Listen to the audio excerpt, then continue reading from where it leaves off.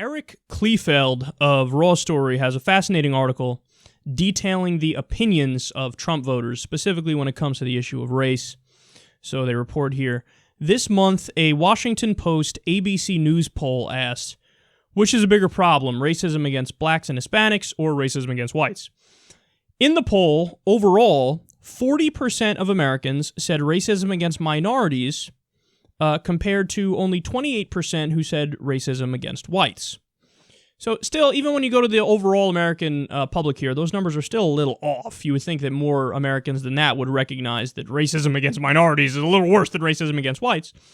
They continue here. Among Republicans, 45% say whites are getting the bad end of the deal, against only 19% who say blacks and Hispanics are losing out to whites. Sweet Jesus. So Republicans say in higher numbers that racism against whites is a bigger problem than racism against minorities. But I haven't gotten to Trump voters yet. You ready for this? Among Trump voters, it gets worse.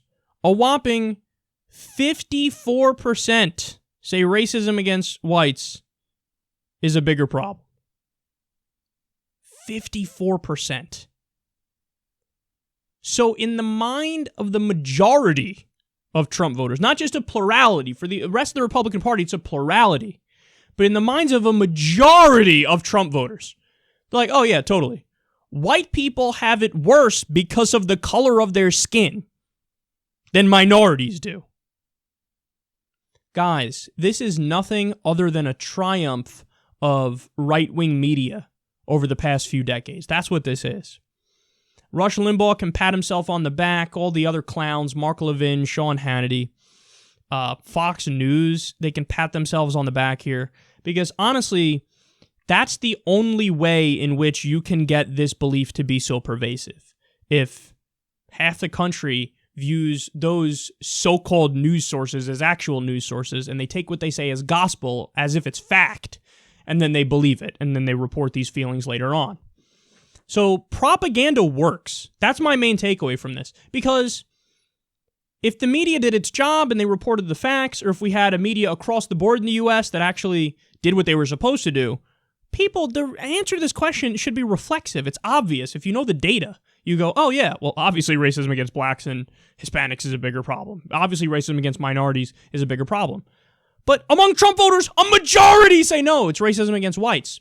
What possible fucking cockamamie argument can you come up with to say that that's the case? Now, by the way, don't get me wrong.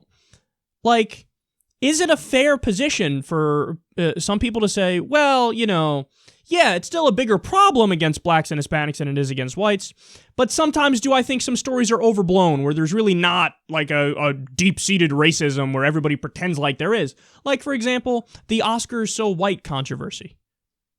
Like, oh, is that equal to fucking Southern segregation? Is that equal to shooting unarmed black kids? Of course not. And people tried to make it seem like it was that big of a deal. Oh my God, this is such a clear case of racism. So you can say that sometimes people take it too far when they talk about, hey, what is racism, what's not racism, etc. But that's not the claim they're making. The claim they're making is white people get more discrimination because of their race than minorities do. Do I need to go through some facts? Fine, I'll go through some fucking facts. It's so sad that I even have to keep bringing these up. Take the resume study. You have a classic black-sounding name on a resume versus a classic white-sounding name. The white-sounding name gets responses almost immediately. The black one does not. So everything else is exactly equal. And the person with the black-sounding name has a much lower chance of getting the job. You talk about the online sales study, a black hand holding a product versus a white hand. Same product, same price, and everything. The white hand gets way more hits than the black hand does. When you talk about the disparity with the drug war, black people and white people use drugs at a similar rate. Black people get arrested for it 4 times more often. When you talk about selling drugs, white people sell drugs much more than black people do, but black people are more likely to get arrested for selling drugs. We had Nixon's top aide, one of his top aides, come out, and we covered the story yesterday on the show, in fact, where he said, no, the whole point of the drug war was to crack down on the hippie community, so white liberals, and black people. because those were voting populations that weren't in favor of us, so we wanted to control them, so we passed these laws. You can't just outlaw being black or being a hippie. So we passed laws that tried to criminalize the lifestyle. So in other words, if you're a white person, you go home, you drink a beer, well, whatever, that's totally legal, it's fine. Go ahead, drink vodka, drink tequila, that doesn't fucking matter. But if you're a black person and you smoke a little weed after work, we're going to lock you in a cage. So the whole point was to target black people. And I could go on and on. I could go all day giving you guys numbers on this. I can tell you, personal stories. Granted, these ones are anecdotal, but it does speak to a broader problem. When I was in high school, whenever we would go to a party on the north end of where I grew up, which was the more white end, the more affluent end, you could do fucking keg stands in the front lawn, smoke weed, people fucking in bushes.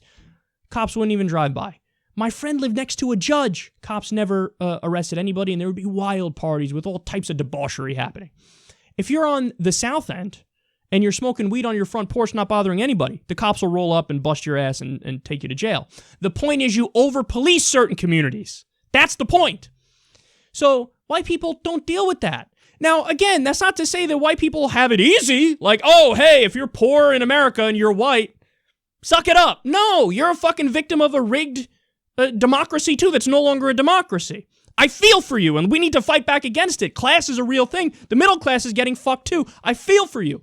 But you have to understand that doesn't negate the statistics and the data that says that minorities have it worse. It just doesn't. So, facts to Trump supporters, whatever.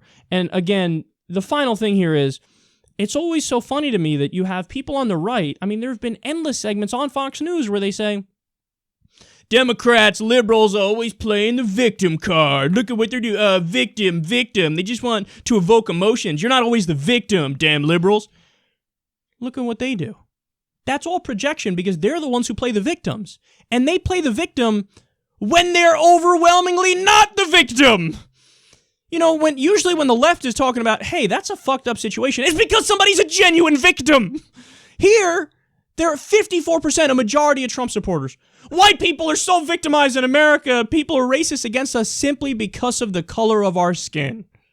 Please, you're the ones with the victim complex. And you're the ones who are just wrong in your perception of the world.